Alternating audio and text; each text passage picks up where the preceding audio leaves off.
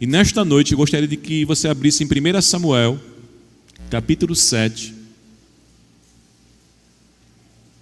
Eu quero ler com os irmãos e compartilhar essa palavra que está dentro desse propósito de buscarmos a Deus.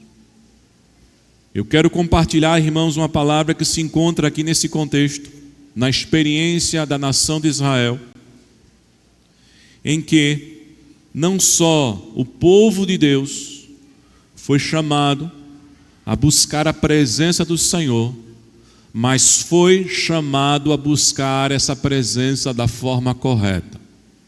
Nós não podemos servir a Deus à nossa maneira. Nós não podemos buscar a Deus do jeito que nós achamos. A busca à sua presença é prescrita por Ele mesmo. É Ele que sempre determinou a maneira como deve ser buscado. E se nós não o buscarmos de todo o nosso coração e segundo a sua orientação, nós não vamos encontrá-lo. Nós podemos encontrar uma religião, nós podemos encontrar um bom ambiente, nós podemos encontrar pessoas agradáveis que nos recebam e talvez preencham algumas carências nossas de aceitação e pertencimento, mas nós não estaremos encontrando o Deus vivo e verdadeiro. Deus só se permite ser encontrado quando o nosso coração é transparente e sincero, mas de acordo com a sua vontade. E esse é o tema que eu quero compartilhar com os irmãos nesta noite, que nós devemos buscar a Deus da maneira correta. Amém? Vamos ler o texto? 1 Samuel, capítulo 7, do versículo 1 ao versículo 12.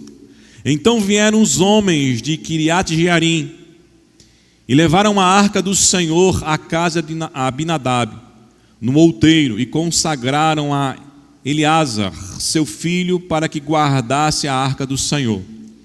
Sucedeu que, desde aquele dia, a arca ficou em Quiriate-Jearim, e tantos dias se passaram, que chegaram a 20 anos. E toda a casa de Israel dirigia lamentações ao Senhor. Falou Samuel a toda a casa de Israel, dizendo: se é de todo o vosso coração que voltais ao Senhor, tirai dentre vós os deuses estranhos, os astarotes, e preparai o coração ao Senhor, e servi a Ele só, e Ele vos livrará das mãos dos filisteus. Então os filhos de Israel tiraram dentre si os Balaíns e os Astarotes e serviram só ao Senhor. Disse mais Samuel: congregai todo Israel em Mispa e orarei por vós ao Senhor. Congregaram-se em Mispa, tiraram água e a derramaram perante o Senhor. Jejuaram aquele dia e ali disseram: pecamos contra o Senhor. E Samuel julgou os filhos de Israel em Mispa.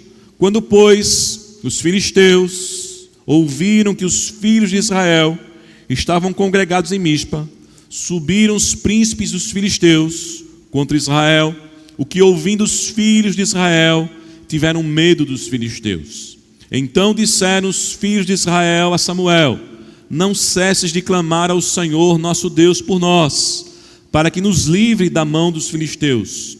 Tomou, pois, Samuel um cordeiro que ainda mamava e o sacrificou em holocaustos ao Senhor. Clamou Samuel ao Senhor por Israel, e o Senhor lhes respondeu. Enquanto Samuel oferecia holocausto, os filisteus chegaram à peleja contra Israel, mas trovejou o Senhor aquele dia com grande estampido sobre os filisteus e os aterrou de tal modo que foram derrotados diante dos filhos de Israel. Saíram de Mispa, os homens de Israel perseguiram os filisteus e os derrotaram até Betcar. Tomou então Samuel uma pedra e a pôs entre Mispa e Sem, e lhe chamou Ebenezer, e disse: até aqui nos ajudou o Senhor. Vamos orar mais uma vez?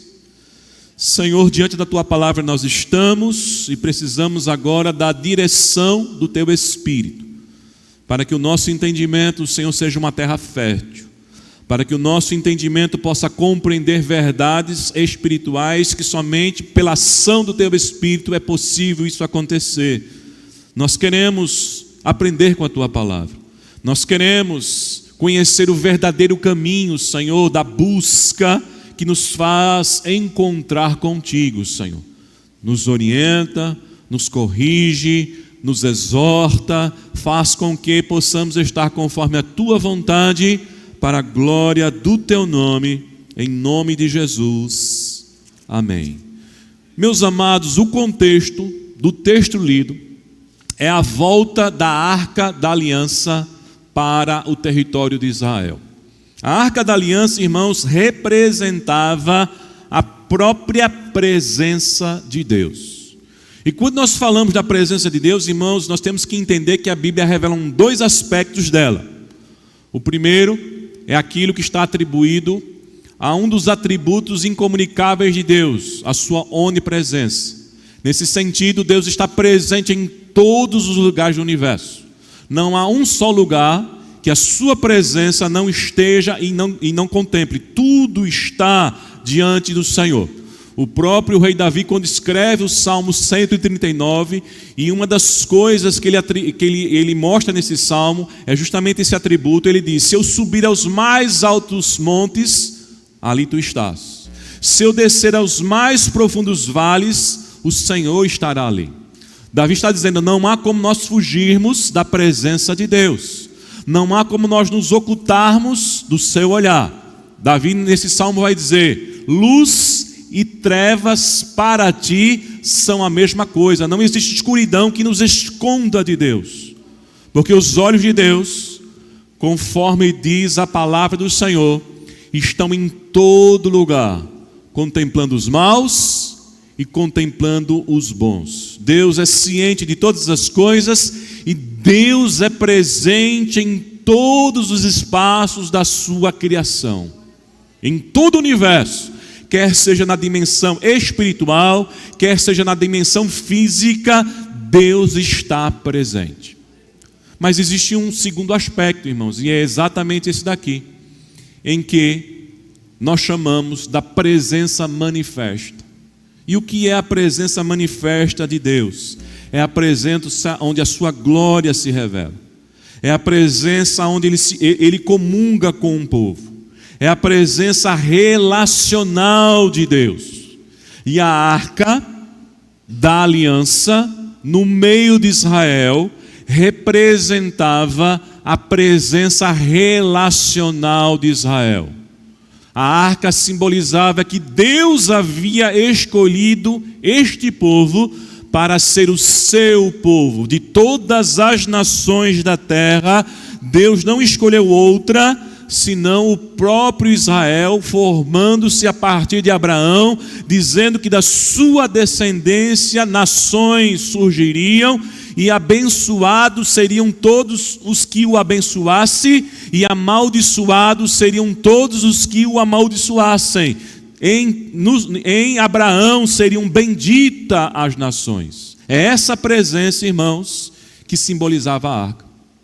E nós podemos ver aqui, irmãos, os versos 1 e 2 estão falando dessa volta da arca.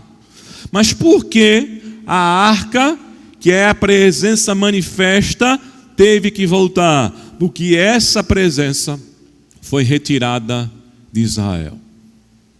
Essa presença manifesta, esta glória manifesta foi retirada de Israel. Só que Israel, irmão, só foi perceber que Deus não estava mais presente no meio do seu povo a partir do momento em que um símbolo, ou seja, o físico, o palpável, o visível foi roubado. É interessante, irmãos, que quando nós olhamos para os capítulos anteriores, principalmente a partir do 4, nós vamos ver que Deus já não estava mais presente no meio do povo, apesar da arca ainda permanecer. O texto vai dizer que a nação de Israel saiu a peleja contra os filisteus. E Israel foi derrotado 2 vezes. Mas na segunda vez, irmãos, a arca foi retirada. A arca foi roubada. Os filisteus tomaram e levaram aquilo que nunca saiu de Israel. E não só nunca saiu de Israel, irmãos, somente o sumo sacerdote, ele olhava para a arca. O templo, na época de Moisés, que Deus prescreveu para que ele o construísse, era móvel. E somente o sumo sacerdote, um homem dentre os levitas escolhido, e que tinha um cargo vitalício, que ia até a sua morte, ele era o único que entrava uma vez por ano no Santo dos Santos e olhava para a arca, porque a arca representava a presença manifesta de Deus. Nem os sacerdotes que habitavam e trabalhavam no templo e ao redor do templo olhavam para a arca. No momento em que o povo deveria se movimentar conforme a direção do Senhor, ou seja, sair de onde estavam acampados e ir para outra região, que o templo era desmontado, irmãos, a cortina que vinha por cima, os sacerdotes soltavam a cortina, ela caía em cima da arca, cobria a arca, e então eles carregavam. Nem os sacerdotes olhavam para a arca. Agora imagine, meus irmãos, a arca sendo roubada. O objeto mais importante da nação de Israel, em que nenhum israelita havia contemplado, visto, agora é retirado, é roubado, é levado pelos inimigos. Então, meus irmãos, o que nós vemos nesse texto é que a nação de Israel não havia compreendido a sua real situação espiritual. E quando nós não compreendemos a nossa real situação espiritual, nós não percebemos que Deus não está mais presente. A única pessoa nesse episódio que conseguiu definir perfeitamente o ocorrido foi a nora do sumo sacerdote, a nora de Eli. Porque os filhos de Eli pegaram a arca, eles já não andavam corretamente, foram à guerra com a arca, foram mortos na guerra com a arca. Entra pelo arraial de Israel um mensageiro, trazendo a notícia da tragédia. Eli já era velho, com 98 anos, sentado numa cadeira, preocupado porque a arca fora levada para a guerra, o que deveria ter acontecido. E quando o mensageiro chega, diz que os seus filhos estavam mortos e a arca havia sido roubada, levada pelos inimigos. A Bíblia diz que Eli, pelo peso, sofreu um infarto, caiu, bateu a cabeça no chão e quebrou seu pescoço. Mas em momento algum, nem o sumo sacerdote, nem os seus filhos compreendiam que Deus já não estava mais presente. Que o fato da arca estar presente, um simples visível estar presente, não significava que Deus estava presente. A única pessoa que percebeu foi exatamente a sua nora, porque estava grávida, e diz o texto que quando a notícia chega aos seus ouvidos, ela dá à luz a uma criança. As parteiras dizem, é um menino, e aquilo deveria ser um motivo de alegria para uma cultura da época em que gerar um filho homem era uma das grandes missões de uma mulher. A Bíblia diz que ela nem deu atenção para isso e declarou, e acabou. Foi-se a glória do Senhor.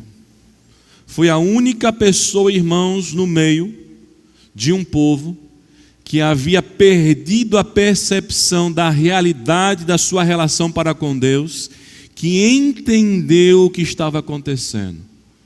Ela colocou o nome do seu filho como Ecabô. Deus não está mais presente. Apesar do culto, apesar dos sacrifícios, apesar de aparentemente a liturgia estar sendo exercida, Deus não estava mais presente. E se Deus não estava mais presente, todos aqueles que estavam tentando buscar a sua presença não estavam encontrando. Havia uma religião em Israel, como as outras nações tinham uma sua religião, mas não havia a presença de Deus. E enquanto, meus amados irmãos, talvez nós estejamos nessa situação. Temos uma religião, temos os nossos hábitos, vamos para a igreja, mas a pergunta é, estamos buscando a Deus corretamente? Estamos buscando a Deus devidamente? Nas nossas buscas, nós estamos encontrando com Deus. Eu fico ouvindo, irmãos, alguns relatos de pessoas que vão ao culto. E nesses relatos nós percebemos que essas pessoas encontram com tudo, menos com Deus. Encontrou com aquela pessoa que é o desafeto. Aí fulano estava lá, não deveria estar lá. Encontrou com um amigo, eita, encontrei com fulano. Encontrei com um pastor que eu queria vê-lo pregando ao vivo e a cores. Encontrei com um cantor que eu tanto admiro que está com a música da moda. As pessoas estão encontrando com tudo. Mas a pergunta é, estão encontrando com Deus? Ou estamos vivendo, irmãos, aquilo que só foi percebido pela nora do sumo sacerdote, um acabou. Foi-se a glória do Senhor. A segunda coisa que nós entendemos daqui, irmãos, é que Deus retira a sua presença, primeiro, do arraial de Israel, para que Israel entendesse a seriedade da sua presença. Mas em segundo lugar, irmãos, Deus traz juízo ao ímpio que acha que pode escarnecer da sua santa presença. Os capítulos, irmãos, 5 e 6 mostra o grande terror que foi a arca da aliança para os filisteus. Primeiro, os filisteus sabiam do histórico de Israel.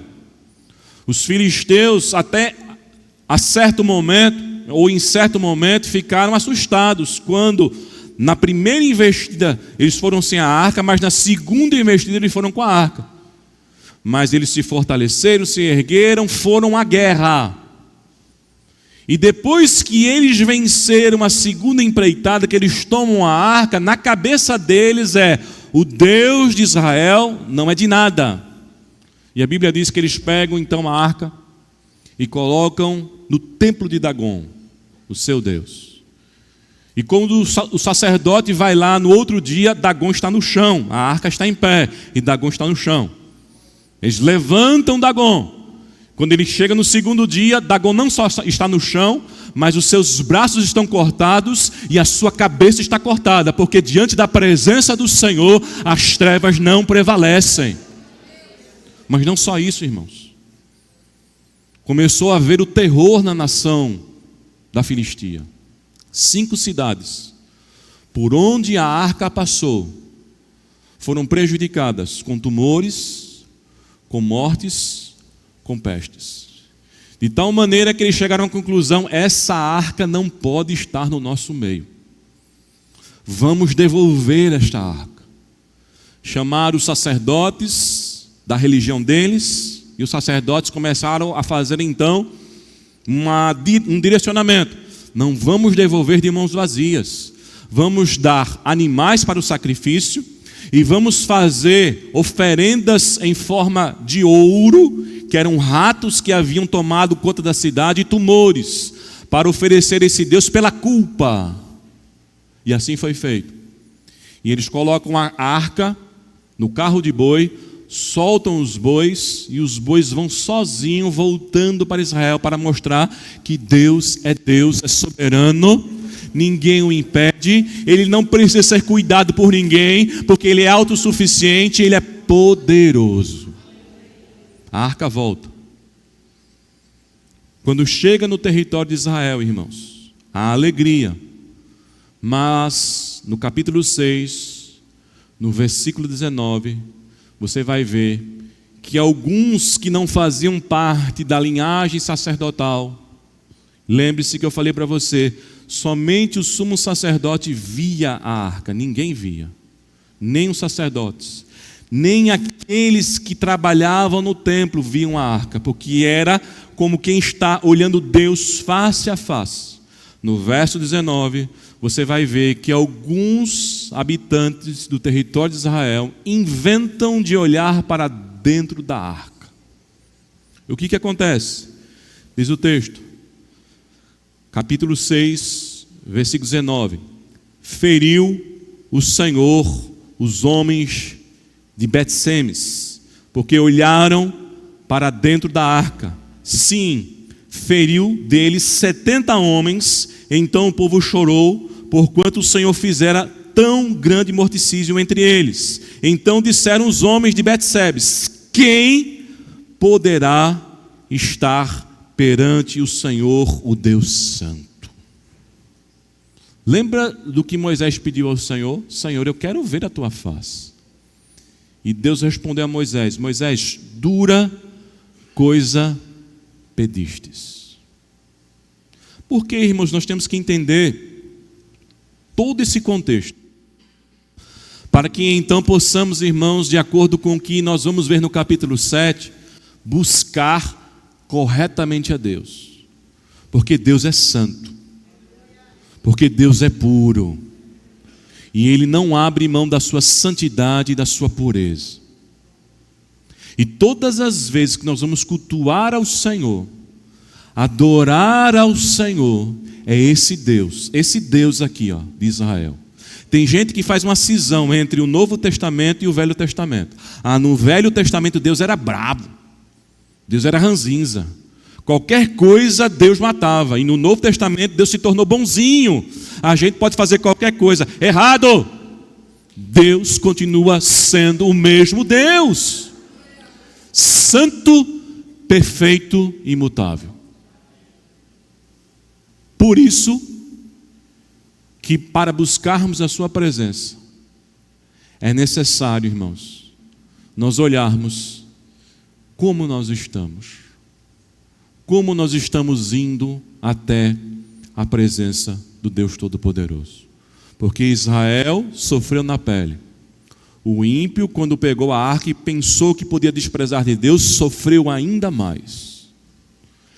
Esse é o Deus que nós servimos, que continua sendo o mesmo Deus, levando a sério a sua presença santa, querendo manifestar a sua glória, querendo ter comunhão com o povo escolhido, mas dizendo: eu sou santo.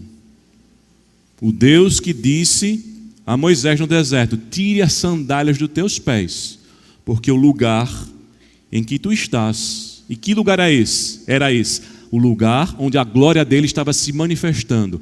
O lugar onde você está é terra santa. Você está diante da santidade de Deus. E aí, meus amados irmãos, nós temos que entender, dentro do contexto histórico, que o livro de Samuel, principalmente o seu primeiro livro, é um parêntese. Dentro de que período? O período dos juízes. Samuel é o último dos juízes. E esse é um período, irmãos, de transição. Veja que o verso 1 vai dizer que depois que esses homens viram a seriedade e começaram a perguntar quem vai permanecer diante da santidade desse Deus, eles enviaram uma arca até Kiriat Jearim, e de lá a arca foi colocada na casa de Abinadab. E lá foi consagrado seu filho para se tornar então o guardador desta arca. Por quê? Siló, lugar da arca, onde o povo havia tomado para enfrentar os filisteus, havia sido destruído pelos filisteus. E veja, o texto vai dizer, no verso 2, que a arca permaneceu 20 anos neste lugar, nesta casa, em que Deus de certa forma permitiu ela estar ali. Ela só vai retornar para Jerusalém definitivamente com o reinado de Davi. É Davi que vai trazer a arca da aliança, louvando, bendizendo o nome do Senhor, para Jerusalém, que se torna então o centro da adoração. Aqui, meus amados irmãos, nós vemos que o povo lamentava, porque é um período de transição, é um período em que o povo está insatisfeito com os juízes que haviam passado. Você vai ver lá na frente que acontece a mesma coisa com Samuel do que havia acontecido com Eli. Os filhos de Samuel também começam a andar de forma errada diante do Senhor. E aí, era direito, prescrito na lei, que o povo de Israel, quando quisesse, poderia então ter um rei visível governando a nação. E é exatamente, irmãos, esse período. Samuel foi levantado por Deus para ser essa bênção nesse período de transição. Uma nova geração se levanta e começa a dizer: nós queremos um rei igual às outras nações. Nós queremos um monarca visível. Aquilo entristeceu o coração de Samuel. Mas quando Samuel vai orar, triste, Deus fala ao seu coração dizendo: Samuel, eles não estão rejeitando você, eles estão rejeitando a mim. Mas dê o rei conforme eles estão desejando. E veja, irmãos, que esse período de mudança da teocracia para a monarquia foi um período que passou a ser custoso para a nação de Israel. Porque até então você não tinha que manter um palácio. Até então você não tinha que manter o luxo de uma monarquia. Até então era o sumo sacerdote, o juiz e o profeta se direcionar a Deus. Mas a partir do momento que o povo exigiu a lei, de acordo com o que a lei dizia, eles tinham que se adequar a tudo aquilo que era necessário para o estabelecimento de uma monarquia. E é importante, meus amados irmãos, nós entendemos esse contexto para que a gente possa compreender o que Samuel vai fazer agora com o povo. A partir do verso 3, irmãos, nós vamos ver aqui então a maneira pela qual nós devemos buscar Deus corretamente. E 5 coisas Samuel aqui, irmãos, é usado por Deus, que serve como ensinamento para cada um de nós buscarmos a Deus de forma correta. A primeira coisa, irmãos, para buscarmos a Deus de forma correta é aquilo que Samuel faz no verso 3. No verso 3, Samuel diz que a maneira correta é quando nós abandonamos todo o pecado do nosso coração. Você quer buscar a Deus? Você quer buscar a presença do Senhor de forma correta? Sabe a primeira coisa que nós temos que fazer? Olhar como é que está o nosso coração. Veja o que Samuel diz. Verso 3. Falou Samuel a toda a casa de Israel, dizendo: se é de todo o vosso coração que voltais ao Senhor, tirai dentre vós os deuses estranhos, os asterotes, e preparai o coração ao Senhor, e servi só a Ele, e Ele vos livrará das mãos dos filisteus. Então os filhos de Israel tiraram dentre si os Balaíns e os Astarotes e serviram quem? Só busca a Deus quem tem o coração disposto a só servir a Ele. Inclusive, tirar os obstáculos do coração. O que é que significa isso, irmãos? Os Balaíns e os Astarotes eram deuses dos povos cananeus. Os Balaíns, irmãos, eram os deuses ligados a Baal. Baal era conhecido como o deus da tempestade. Segundo a crendice religiosa pecaminosa, eles entendiam que quando se clamasse a Baal, quando servisse a Baal, ele ia dar tempo favorável para a agricultura. E a economia subsistia nisso. Então Israel, irmãos, que foi previamente advertida a não se misturar com essas coisas, passou a acreditar que por meio dessa adoração e ter esses deuses, a economia da nação seria uma economia boa. Não estavam mais confiando em Deus, mas estavam confiando nas coisas que o mundo estava oferecendo. Astarote era uma deusa e ela representava a fertilidade. E para a cultura na época, irmãos, 2 coisas eram importantes: ter o que comer, ter o dinheiro através do trabalho que vinha da agricultura e gerar uma descendência. Então uma mulher infértil era considerada como amaldiçoada. As mulheres, para não caírem nisso, tinham em suas casas as Astarotes, a deusa da fertilidade, para então cumprirem a obrigação de gerarem um filho. Israel deixou de confiar no seu Deus. Israel cultuava a Deus, adorava o Senhor, tinha a arca, mas deixou que as misturas contaminassem o coração. E quando as coisas do mundo tomam o nosso coração, a nossa adoração a Deus é corrompida. A gente pode ir para o culto, a gente pode receber um cargo, A gente pode ter funções na igreja, mas se as coisas do mundo estão nos contaminando, essa busca não representa que vamos encontrar Deus. É apenas uma busca religiosa. E às vezes nós fazemos do evangelho, irmãos, mais uma religião dentre tantas as que já existem. E buscar a Deus é olhar para o nosso coração, para que o nosso coração seja somente do Senhor. Sirva somente a Ele. Deus não divide o trono dele com ninguém. E o trono de Deus é o nosso coração. O trono de Deus é a nossa vida. Deus não divide. Deus não divide a sua glória com ninguém. E veja, irmãos, que isso é algo em que nós precisamos entender o quanto, quando nós chegamos para a igreja para cultuar a Deus, nós precisamos prestar atenção no nosso coração. Às vezes a gente vem cultuar a Deus trazendo os nossos problemas, as nossas angústias. Aí eu vou para a igreja porque eu estou mal e eu quero oração. Eu vou para a igreja porque eu quero ser abençoado. A gente tem tantas ideias para vir para a igreja, mas esquece, irmãos, da maior de todas as responsabilidades: examinar como está o nosso coração. O nosso coração é voltado só para o Senhor? O nosso coração vem com a disposição de reconhecer e abandonar os ídolos? O nosso coração, quando está dividido, não adora a Deus, não busca devidamente ao Senhor.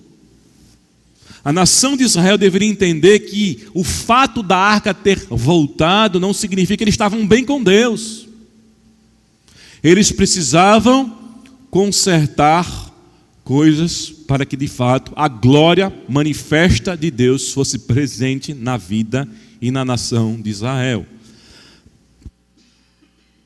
E veja, meus irmãos, que essa busca que faz com que olhamos para o nosso coração é uma busca em que todo e qualquer elemento concreto de culto, liturgia, perca o sentido se a gente não colocar o nosso coração diante do Senhor. Veja o que Davi falou no Salmo 51, versículos 16 e 17. Queria que colocasse aqui também os versículos, fossem projetados os versículos aqui. Salmo 51, versículos 16 e 17.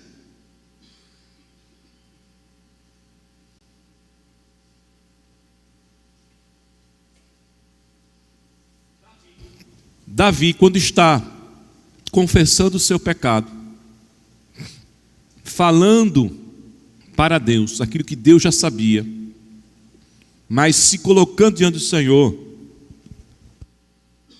o que é que Davi faz, irmãos? Qual é a consciência que ele tem? Ele vai dizer: pois não te comprases em sacrifícios, do contrário, eu te os daria. E não te agradas de holocaustos.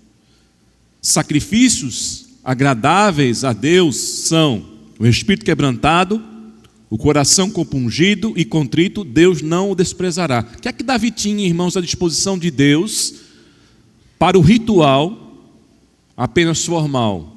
Os animais. Não é sacrifício que Deus quer? Eu vou lá, pego os animais, os melhores, e ofereço a Deus. Só que Davi tem uma consciência, não é isso que Deus quer. Deus não quer que eu só venha à igreja. Deus não quer só que eu traga o dízimo.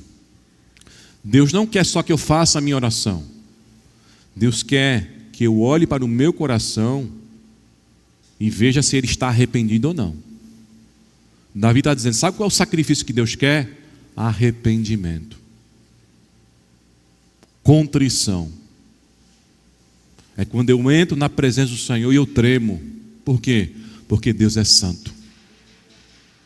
O grande sacrifício que Deus quer de nós e que nos faz encontrar a sua presença é a contrição. É o medo. Não é o medo da igreja. Não é o medo do pastor. Porque tem gente, irmãos, tem alguns líderes que gostam daquela áurea de espiritualidade, em que as pessoas têm medo. Fulano vem aí, e Deus usa fulano. Aí você corre de fulano, mas não corre de Deus. Você se esconde daquela pessoa que supostamente é usado por Deus, mas não se esconde de Deus. E Davi está dizendo ao Senhor: Senhor, o que tu queres é um coração quebrantado e contrito, porque isso o Senhor não despreza. Primeira coisa, irmãos, que nós temos que olhar para buscarmos Deus adequadamente.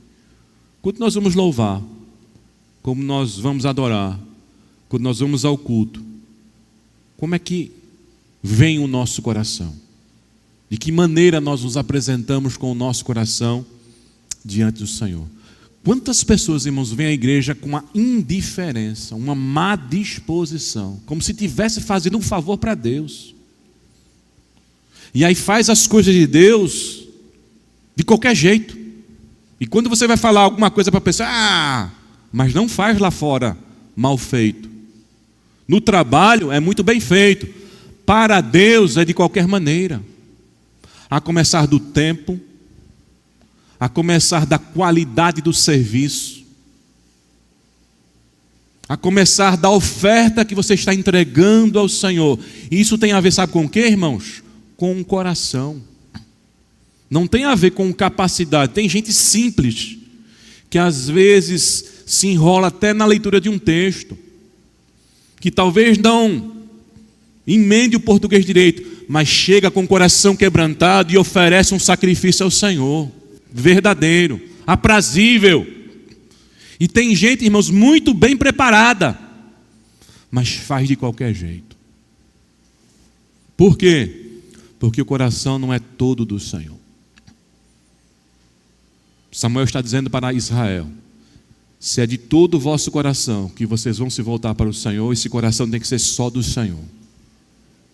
E um coração só do Senhor é aquele que é verificado se nele não existe barreiras, idolatrias, pecado. Mas a segunda coisa que Samuel vai falar para o povo, irmãos, da maneira correta de buscarmos a Deus, é o abandono do individualismo. Olha agora para o verso 5. Samuel dá uma ordem ao povo. Qual é essa ordem? Samuel diz: congregai todo Israel em Mispa, e eu orarei por vocês.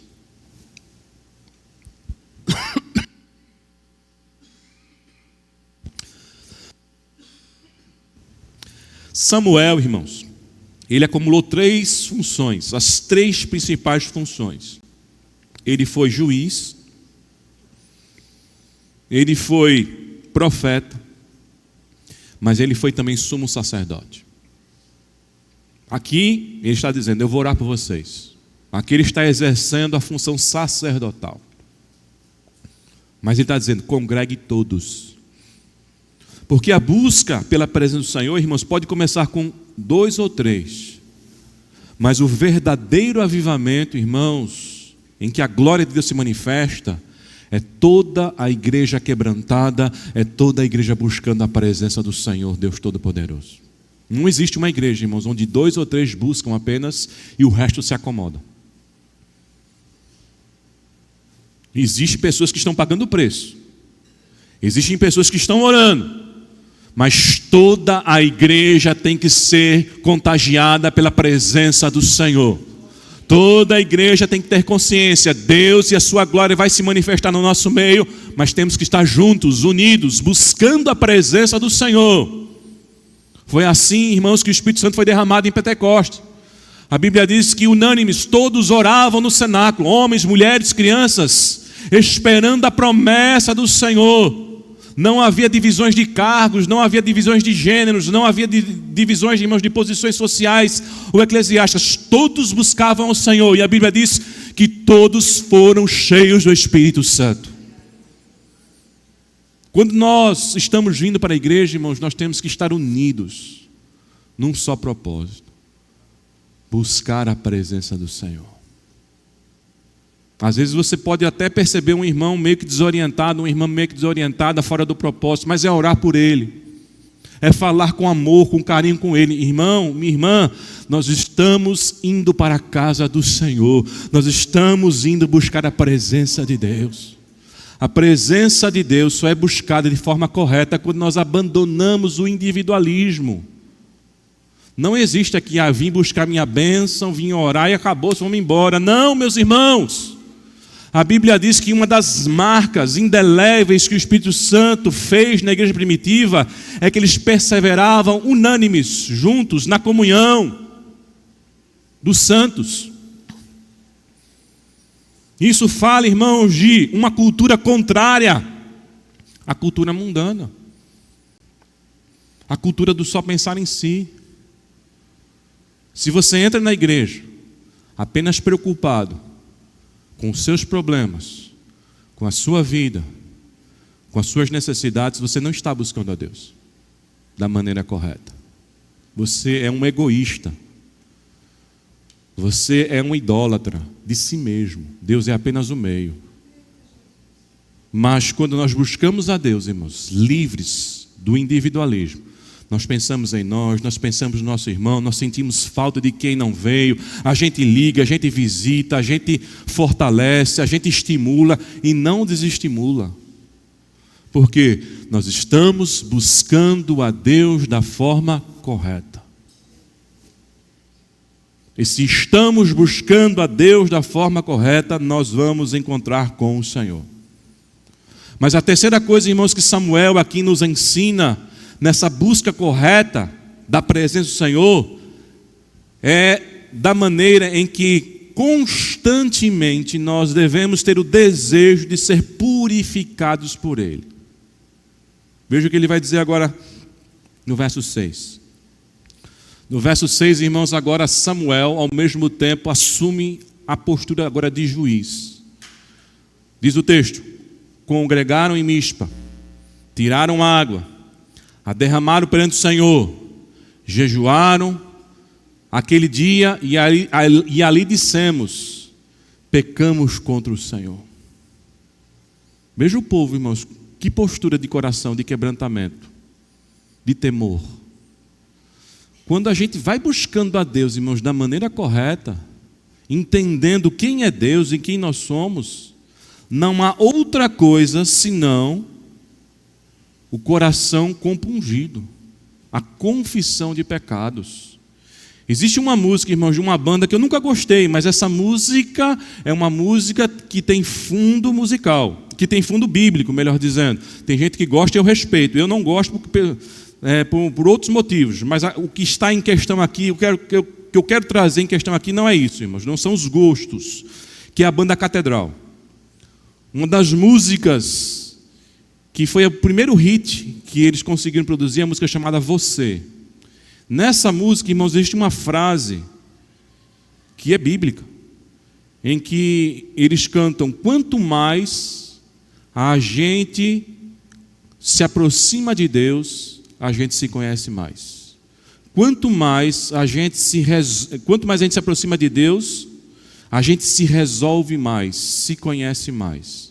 Essa música, irmãos, está baseada naquilo que João Calvino afirmava a respeito do autoconhecimento. Afinal de contas, essa banda é de origem presbiteriana, calvinista.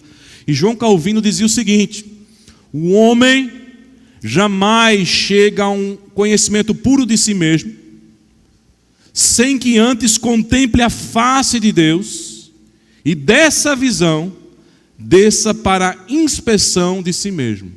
Então, se eu quero conhecer quem eu sou, eu tenho que contemplar Deus. E ao contemplar Deus, Deus me mostra quem eu sou. Quanto mais nós nos aproximarmos de Deus, irmãos, mais a gente vai ver os nossos defeitos. Tem gente que foge de Deus por quê? Porque Deus é o espelho da nossa alma. E eu não quero ver as minhas distorções, as minhas deformações. A minha relação com Deus é uma relação superficial. E aonde é que nós nos aproximamos de Deus? Quando nós nos aproximamos da sua palavra. Porque a Bíblia, irmãos, nos exorta. A Bíblia mostra quem nós somos. E o retrato que eu tenho sempre dito aqui, primeiro que a Bíblia nos mostra, não é de uma imagem boa. Mas a segunda coisa que a Bíblia tem a nos mostrar é que existe uma imagem perfeita a ser formada em nós. A nossa imagem é deformada, mas Deus preparou uma imagem perfeita. É a imagem do seu Filho amado Jesus Cristo. É o resgate daquilo que nós perdemos. Nós fomos criados à imagem e semelhança de Deus, mas o pecado distorceu essa imagem. Mas Jesus veio para resgatar essa imagem, para nos fazer outra vez parecidos com o Pai. Por isso que nós somos filhos adotados por Deus. E aí uma verdadeira busca de Deus, irmãos, se dá pelo fato de nós sermos confrontados. Veja que o verso 6, o povo passou o dia todo jejuando e orando. E depois desse jejum e oração, não veio poder falar em língua estranha, sair marchando. Sabe o que veio? Sentimento, pesar de pecado. E eles começaram a fazer, sabe o quê? Confessar os pecados. E aí, diz o texto, que quando eles começavam a confessar os pecados contra o Senhor, o que é que Samuel começou a fazer? Julgar os filhos de Israel. Orientar. O que é que deve ser feito? O que é que você errou? E aí, irmãos, provavelmente relacionamentos que estavam rompidos, negócios que estavam sendo feitos no prejuízo de outro, o juiz entrou em ação. Juízes ou magistrados da época que estavam ali aceitando suborno, o povo começou a confessar o quê? O seu pecado. Avivamento, irmãos, e a irmã Cibele falou na nossa vigília, começa com confissão de pecado. A presença manifesta de Deus no nosso meio começa quando nós confessamos os nossos pecados. Quando a gente dobra o nosso coração e faz como publicano: Senhor, sê propício a mim, pecador. E a Bíblia diz que nós devemos confessar e abandonar. Porque aquele que confessa e abandona e deixa, alcança o quê? A misericórdia. Mas o que encobre as suas transgressões, este não alcançará a misericórdia. E dentro do Salmo 139, quando Davi está falando sobre a onisciência e a onipresença de Deus, ele tem um objetivo. A partir do momento que a sua mente tem consciência que Deus sabe de todas as coisas, está em todos os lugares, não há como nós fingirmos. Não há como nós sermos falsos. Nós podemos, irmãos, ser falsos para todas as pessoas. Nós podemos nos vestir das nossas maquiagens sociais e representar papéis para todas as pessoas. Mas Davi está dizendo, Deus conhece tudo e Deus está em todos os lugares. Qual é a conclusão que Davi faz, irmãos, no Salmo 139? São os dois últimos versículos. Versos 23 e 24. Salmo 139, versos 23 e versos 24. Quando alguém quer se aproximar de Deus, ele não pode ter outra atitude senão essa. Davi vai dizer, sonda-me, ó Deus, e conhece o meu coração. Prova-me e conhece os meus pensamentos. Ele vai dizer, vê se há em mim algum caminho mau e me guia pelo caminho que? Eterno. Davi está dizendo, Senhor, traz à tona até mesmo aquilo que eu não consigo enxergar. Até mesmo aquilo que está tão escondido que já saiu da minha autopercepção. Traz, Senhor, à tona. Mostra quem eu sou. E Deus mostra, irmãos. Deus nos coloca em cada situação para mostrar quem nós somos. As provas nada mais são do que Deus mostrando para nós quem somos. As tribulações as portas fechadas, as perseguições, as palavras que machucam, nada mais são do que as provas de Deus para mostrar quem nós somos. As tentações que Ele permite, nada mais são do que as ações de Deus para mostrar quem somos. Obrigado, querido. Para mostrar quem somos. Mas em quarto lugar, irmãos, Davi aqui vai dizer, ou Samuel aqui vai nos mostrar que a maneira correta de buscarmos a Deus é quando nós dependemos somente dele. Quem vai buscar a Deus, irmãos, deve entender: eu busco porque eu dependo de Deus. Eu não busco para barganhar, eu não busco porque eu tenho alguma coisa para dar a Deus, eu vou fazer um negócio, eu busco porque eu dependo dele. Olha aí, irmãos, para os versos 7 e 8. Quando o povo está confessando o pecado, quando o povo está sendo julgado por Samuel, os filisteus ouviram isso, diz o verso 7. E quando os filisteus ouviram isso, irmãos, eles já se colocaram à guerra. Mais uma vez o povo está se preparando para nos enfrentar, já perderam 2 vezes. Agora os filisteus, irmãos, estão encorajados. Agora os filisteus estão com o ego lá em cima, inflado. É mais uma batalha que nós vamos ganhar. E quando a notícia de que os filisteus estavam sabendo, se prepararam então, chegou aos filhos de Israel, o que é que diz o texto? O verso 7. Os filhos de Israel tiveram o quê? Cadê aquela coragem do primeiro enfrentamento? Cadê aquela coragem do segundo enfrentamento? Agora, no terceiro enfrentamento, irmãos, eles estão com medo. E eu costumo dizer, este é o sentimento mais benéfico da vida do cristão, esse tipo de medo aqui. Porque é o medo que nos faz buscar a Deus. É o medo que faz com que a gente olhe para nós mesmos e não confiemos em nossas forças e busquemos a Deus. Porque quando eles sabem disso, eles têm medo. E o que é que eles fazem? Diz o verso 8. Então disseram os filhos de Israel a Samuel: não cesses de clamar ao Senhor nosso Deus por nós, para que nos livre da mão dos filisteus. Na primeira batalha eles não foram debaixo de oração. Na segunda batalha eles não foram debaixo de oração. Mas na terceira batalha eles foram debaixo de oração. E quem está debaixo de oração está dizendo: eu dependo de Deus. Não é na minha força, não é na minha capacidade, mas é no poder de Deus. Veja, meus amados irmãos, que os filhos de Israel, quando saem desse jeito, provavelmente o medo os fez lembrar que na primeira peleja 4.000 homens morreram. E na segunda peleja 30.000 homens morreram. E a arca havia sido roubada. E aí o medo, e agora?